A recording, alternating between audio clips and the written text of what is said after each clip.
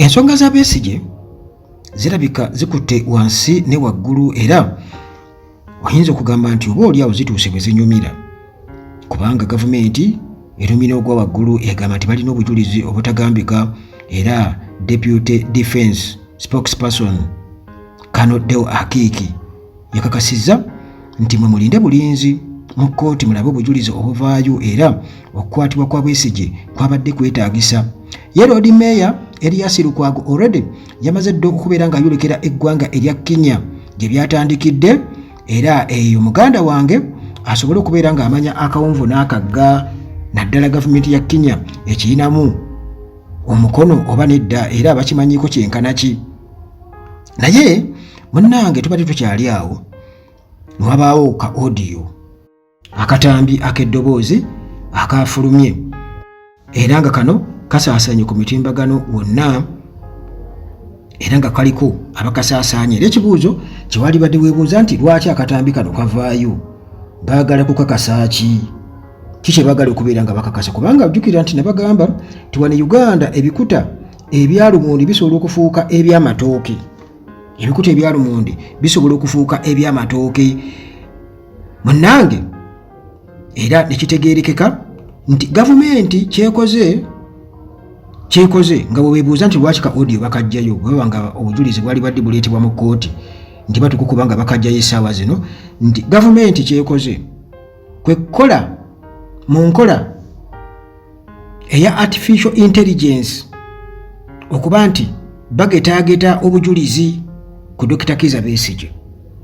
Ku Dr. Kizza Besigye jjukira nti emboozi eno eya Besigye oba ebintu bino ebya Besigye okukwatibwa kwa Besigye birimu story oba endowooza za mirundi ebiri.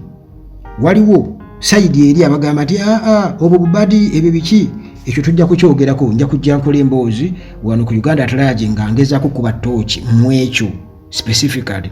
Naye kati si kyendiko essaawa eno ndi kubiriwo engeri gye bitambula kubanga tojja kujajinga kitabo nga obeesinga ku cover. Tulina okubaawo n'obujulizi era nga tububaakinga n'obukakafu. Obujulizi bulina okubaako obukakafu. Munnange nga bwe nkutegeezezza mu buufu obwo Dr. Kizza Besigye ali mu kuwera ennemba n'emisango egy'okubeera n'emmundu bamuvunaana gy'abuyeekera. Kankugambye bwentyo nti gyakugezaako kuyeekera gavumenti. Munnange ka audio kafuluma era bannayuganda gabagamba nti kaakati gavumenti etandise kugeta bujulizi ekozesa artificial intelligence. Kakati bannayuganda bagamba nti Uganda etandise okukozesa artificial intelligence okubeera nga efabricatinga audio evidence okusobola okubeera nga baluma Dr. Kizza Besigye. Era kigambibwa okuba nti abasaasaanyi b'eŋŋambo eza regime propagandists kati nga Charles Rwomushana bano munnange be babakanye n'omulimu ogw'okubeera nga batambuza ka audio kano. Era kigambibwa okuba nti Rwomushana kennyini guno omulimu yagukutte okusobola okubeera nga batambuza ka audio kano akatambi ak'eddoboozi mbu okuli obukakafu akagambibwa okuba nti already bakakozesezza artificial intelligence basobola munnange n'okwogeza ebigambo by'otayogedde kubanga osobola okugenda waliwo software ng'asobola okukuba ekifaananyi ekitatambula ekitayogera nempandiika ebigambo bimala obiwandiika nembiteeka wali ekifaananyi kyonna ekiteeka mu kasoftware yako kasoftware ne kabikuwogeza oba ne kakusesa ne kakola katya ne kakuyimbisa n'oluyimba. Kakati bwe nfuna eddoboozi lyenjagala likabeera kwogereramu era nsobola okukwogeza mu ddoboozi eryo lyenjagala likabeera kwogereramu. Ate era nga bwe tukimanyi nti wano eddoboozi abantu balifuna bulungi nnyo ne balikozesa. Waliwo mu biseera biri lutalo obaamu oyagenda okuyimbibwa Bugingo abaana ne bafulumya eddoboozi erya lutalo nga liyimba nti tuwe omukuumi waffe. Gwe muzannya n'okuzannya. Abaana abagala ne babiyimba mu studio ne bajja ne babisinkinganya n'emimwa gya lutalo ku stage ne babyeditinga ne balana ng'okumugamba nti Bujingo tuwe omukuumi waffe. Muganda wange, ekyo kye bayita artificial intelligence oba mu lulimi olwaffe wano tujja gamba nti kompyuta. Ebyuma bikalimagezi nti bakozesezza kompyuta okusobola okubeera nga bakola ekintu okulaga nga ekiriyo naye ng'ate tekiriyo, naye nga gwe muganda wange okiraba olaba ng'ekituufu. Emimwa bagisinkinze bulungi nnyo era gikwatagana bulungi n'eddoboozi ly'omuntu. Naye nga era ku nsonga za Besigye, Deputy Defence Spokesperson Kano Deo Akiki avuddeyo munnange n'adefendinga position eya gavumenti okubeera nti bakutte Dr. Kizza Besigye, agamba kyabadde kyetaagisa ku lwa security n'obutebenkevu bwa Uganda. Deputy Defence Spokesperson Kano Deo Akiki yatutegeezezza era munnange Akiki yagambye nti Besigye okukwatibwa kuli mu layini ne Uganda okubeera emalirivu, okubeera nga ekuuma obutebenkevu n'okukwasisa amateeka.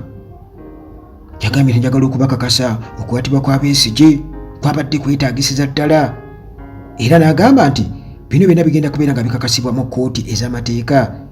Naye kkooti ey'amateeka gy'ayogerako yeeriwa? Kkooti y'amagye. Already omulamuzi waayo ye Museveni, kubanga Andrew Guti, by the way, Andrew Guti bagambye mulwadde already ali ku kitanda. Andrew Guti mulwadde era ali ku kitanda. Omulamuzi yali omulamuzi wa kkooti ey'amagye nga Freeman tanaba kubeera nga agiyingira. Kakati Besigye jukira nti ali ku misango egiwerako omuli egy'okubeera n'emmundu mu bumenyi bw'amateeka, amasasi mu bumenyi bw'amateeka, newankubadde nga abalwanizi b'eddembe ly'obuntu okwetoola ensi yonna ne opposition groups zivuddeyo ne zivumirira ekyokukwatibwa ka Dr. Kizza Besigye era nga bagamba kino kirabika ate kisusse bwe kyandikumye mu kulinnyira eddembe ly'obuntu mu kugoberera amateeka g'ensi yonna. Kano Deo Akiki agamba nti ekyo si kituufu yadde n'akamu, si kituufu, sikugezaako kulingiriza oba kulinnyirira regional security, kuteekawo bunkenke nti teri muntu ali seefu oba kugenda mu ggwanga kati ng'erya Kenya oba erya Uganda oba ewalala wonna nti mu mbeera ey'okubeera nti refugee yandibadde alowooza nti ali safe side zeeyo.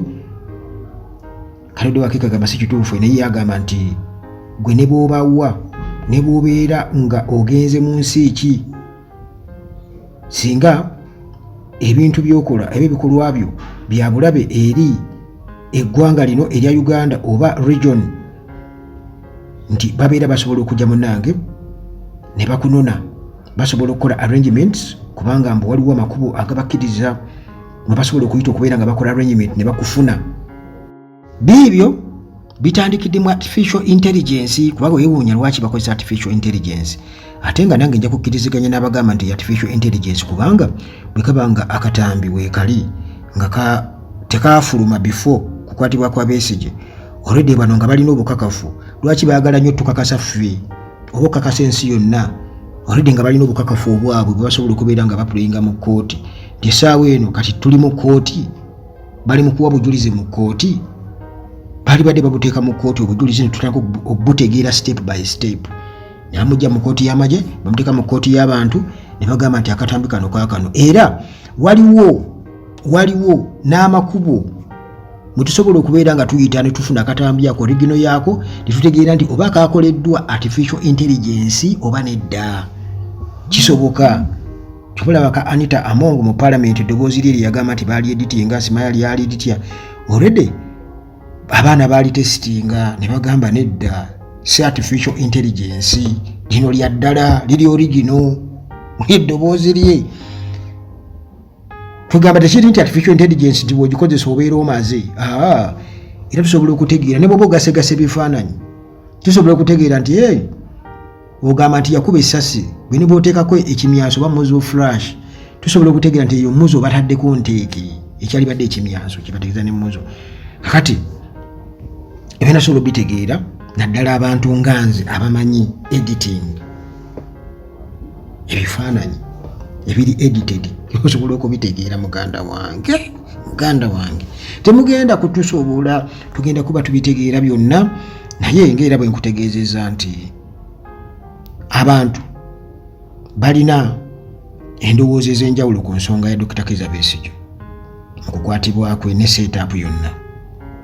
Eyo si gye ndi, kubanga ebyo nabyo biri misleading kye nnyinza okugamba mu ngeri yaabyo, naye nja kufuna obudde nzije wano era tunnyonnyole lwaki abantu babuusabuusa era lwaki nsobi ki ezaakolebwa sayidi ya Dr. Kizza Besigye okubeera nti abantu boogera bwe batyo okusinziira ku ebyo bibadde bijjanga bibaawo, era tutegeere ekituufu kye ki. Nze nja kujja wano ku opinion yange ekiseera nga kituuse. Akuume.